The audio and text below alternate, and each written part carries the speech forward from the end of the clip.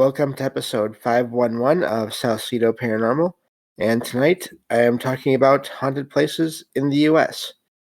As always, you can find all episodes of the show along with links to social media and other ways to contact me at the podcast page, and that is salcidoparanormal.podbean.com. That's SALSIDO paranormal.podbean.com. Always happy to hear from y'all, whether you have comments or questions or topic suggestions or stories of paranormal experiences, whether they're your own or from others that you trust. Happy to either read those or have you join me on the show to talk about them.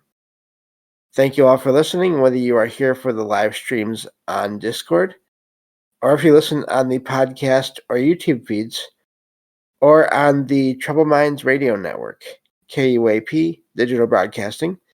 There you can hear two episodes, replays of the show every night at 6 p.m. Pacific, 9 p.m. Eastern, right before Troubled Minds Radio comes on. As always, I want to thank Michael Strange, host of Troubled Minds Radio, as well as Liam Martin, host of the Exile Minds podcast, for producing the shows and putting them up on the station, along with the music that you hear at the beginning and end of each show over there. So really appreciate that. Lost my train of thought there, but always want to thank them for all that they do, and always recommend their shows as well. So if you like to help this show, you can always share it with others and rate and review it on your podcast platform of choice.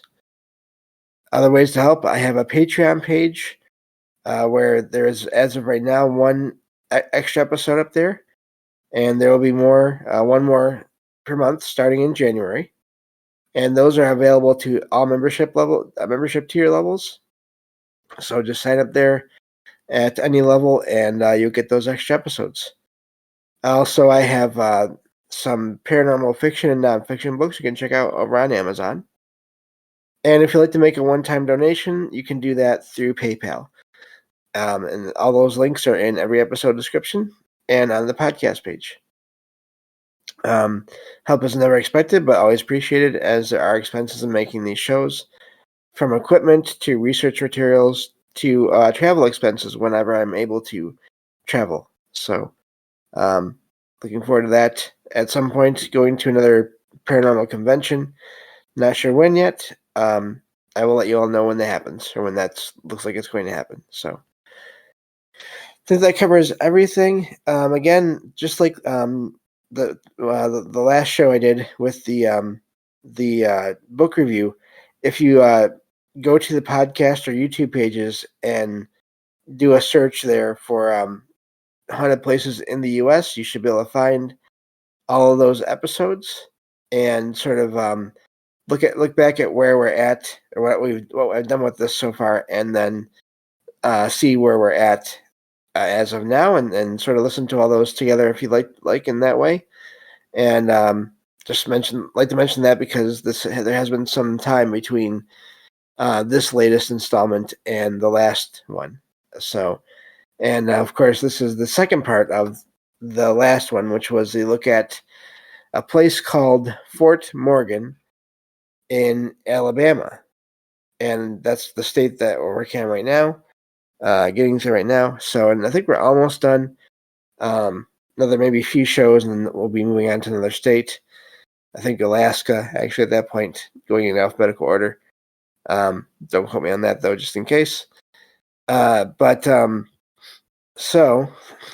I have some articles that I found online, and I will include those in the episode description.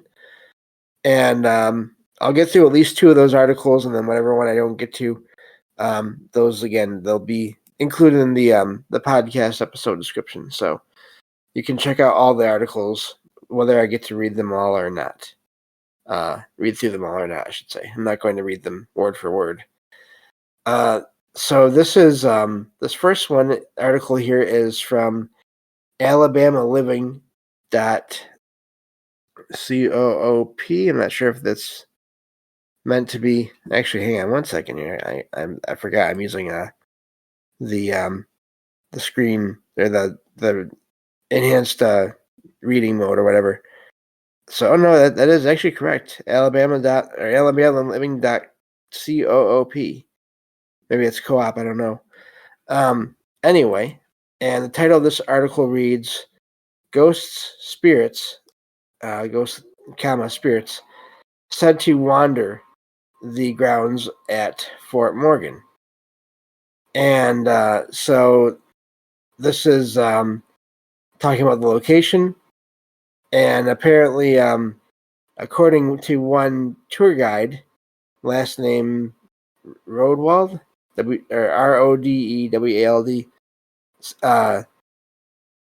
says that he says, let me see, as I walk through the tunnel to enter the fort, I get a feeling that I'm entering hallowed ground. So construction began on the fort in 1819, according to this article. It was completed in 1833, and it was named to honor Revolutionary War hero General Daniel Morgan. So again, going back to, let's see here, Rodewald, he talks about as he learns the history of the location, where the soldiers stayed, where they had their meals, and where they went when they were wounded. He often visualized and felt the camaraderie and the pain of every soldier, according to him. So, and this article has pictures. A lot of these articles do include pictures that you can check out. So definitely recommend checking out these articles. Excuse me. So now this next section, of course, says apparitions and screams. So it's talking about the paranormal activity there.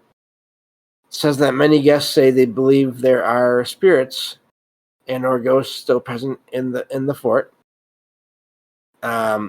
So one night, apparently at dusk, Rodewald was in a back room of the fort near a row of casemates, which are armored structures where guns were fired. And he was, at the time, he was dressed in a period soldier out uniform, and he was assigned to tell visitors about the deaths in the fort from the time of construction to when it was closed after World War II. And according to Rodewald, 3 young women came into the area and stopped to take a picture of the doorways that ran through 5 of the casemate rooms. And apparently they were towards the end of the group coming in, and just as one of them was in the process of taking the picture, another one of them shouted, "Did you see that?" And the other 2 said yes. So they apparently they pulled up the picture on the phone, their phone that they were using, and apparently they saw an orb-like object in the picture. Now, I'm guessing that hopefully they mean they saw it without the picture, because I have heard that phones can pick up different things, natural things, of course, bugs and dust and all those things, and make it look like an orb. But anyway, Rodewald asked if anyone else was back there, and the woman asked if anyone else was back there, and Rodewald said no. So they were a little bit frightened with just what just happened, he said. And so apparently they saw an orb on this picture, but I'm guessing they saw it with their own eyes too, because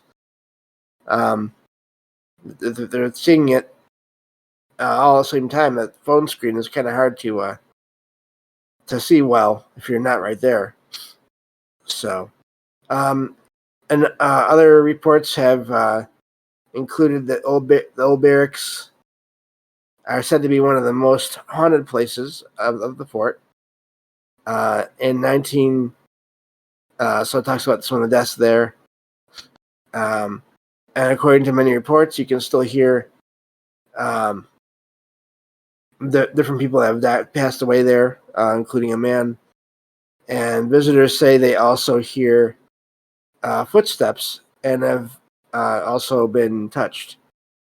So let me see here. Going on with the article, it says during the Civil War, there was unfortunately a bomb that went off in one of the rooms of the fort that, of course, killed several of the soldiers that men there. And according to people that visit that area today, or to this day, you can hear what I'm guessing is the residual sounds of the those people. Unfortunately, as they after everything happened, you can hear their voices, and that's where the scream part of that title comes from. So the thing that's seen the most there is a young woman, apparently, at an apparition. And so she's seen wandering around the fort. So, and let's see here. So it goes a little more into the history of the location, talking about from the U.S. Civil War to World War II, and eventually it was closed down. So, and of course, I forgot to mention this too at the beginning of the show, as I was before. Always check on the locations that I talk about in these shows. Excuse me. Just for current information on when you can visit and how to arrange that. All those different things. Just because those things can change over time, and so I never recommend trespassing for any reason on any location. And so just keep that in mind if you're going to visit these places that I talk about in these shows. It is up to you to research them as well and look into their current conditions and rules and all those different things as well. So just something I wanted to point out again there. And I should have said at the beginning, but I'm still a little bit rusty at doing these shows after a prolonged break from doing these shows. So going on to the next article. And of course, I'm sure the other articles that I've read last time for the last one of these shows will have more information about the history as well. So, and all these will. So, if you're really into the history and you're sort of don't mind looking at the darker side of all these places, those details are in the articles as well. So, getting to the next article here. This is from, let me see here. Oh, this is one of these articles. Let me see here. Look at something real quick. Okay, yeah, this is not bad. All right. There's one website that I found that I thought I liked using that I don't like using. So I just want to make sure this was not from that one website that I will not name, because to each their own. But this is from scaryhq.com. Title says The Haunted Fort Morgan in Gulf Shores, Alabama. And so let me see here. Apparently there's this feeling in the location of being watched all the time, and shadows have been seen moving across the walls of the fort at night as well. So they start right off with that. This does include pictures. And let's see here. So, moving on here.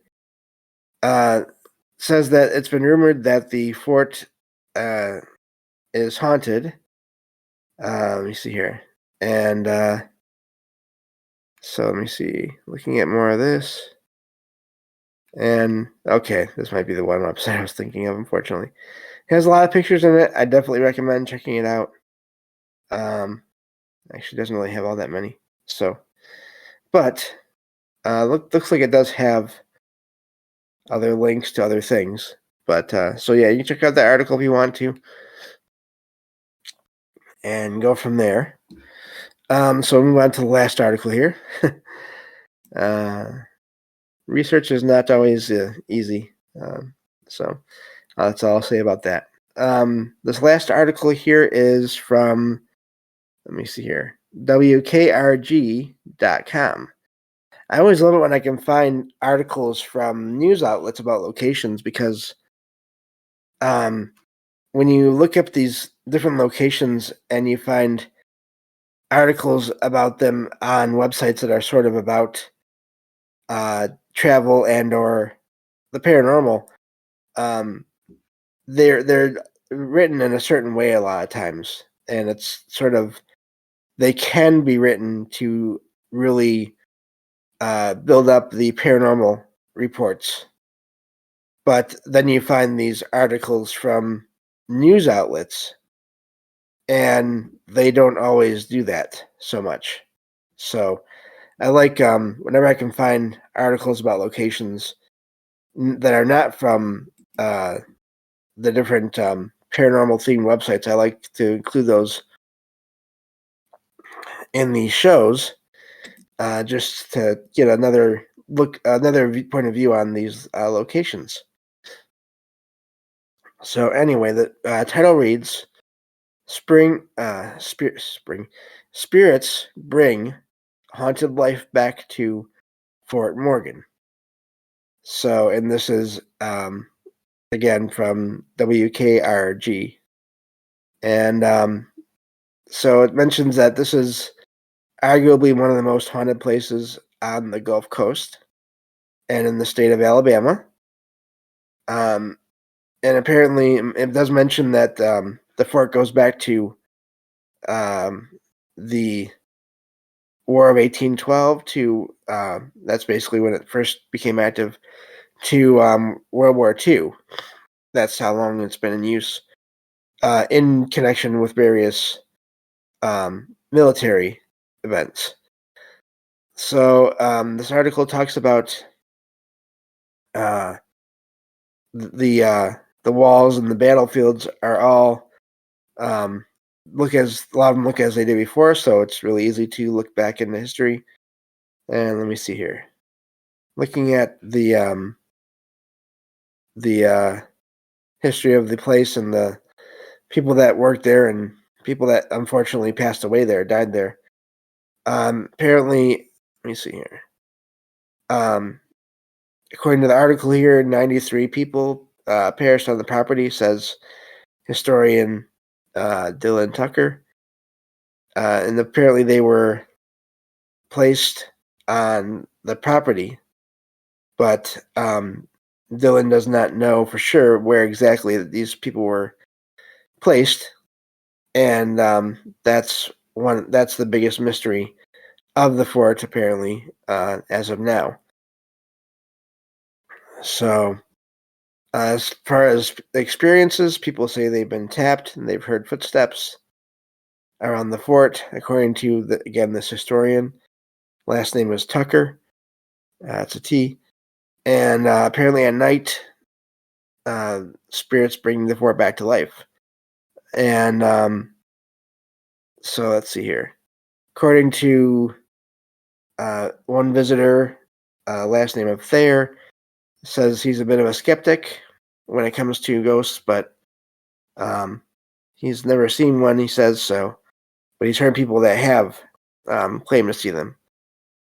So, let me see here. This article also mentions Jeff Rodwald, and says that the sounds and shadows may have a ordinary explanation, but then again, maybe they don't. It says, and maybe possibly the images that you see and the sounds that you hear may be more real than you'd like to think. That's how the article ends, and I sort of agree with that. It's always important to look for logical explanations for things. Excuse me, but also sometimes things happen and you can't really explain them. So that's the end of that article. It's a fairly short one, and so yeah, that's the end of that look into that location. And I will just that's going to be it for the locations in this episode. So I'll just sort of finish this out by talking about plans for the series. I'm going to finish this. I'll finish the state of Alabama as far as going through locations that I find, and I'll talk about them in these shows. I might take a break for a while from this series and do 2 book review shows per week, just to get through more of the complete books of Charles Fort, get that done sooner. Just to give myself a little break from the research for that. I like these this series, but it's a lot of sort of following links and just seeing if anything really pans out for these locations, and then sometimes you think you found a good article, and maybe when you look back at it, maybe it's not so great. So it's not the easiest thing to research all the time, but I think it's important. I'm definitely will continue this series. After I get done with Alabama, I'll take a break, maybe start again and at some point in January or February, and just focus more on some book review shows. I'd love to get through. Again, like I said, I'd love to get through the complete books of Charles Fort soon, so that we can move on to other books. So I think it might be worth it to increase the number of shows for that,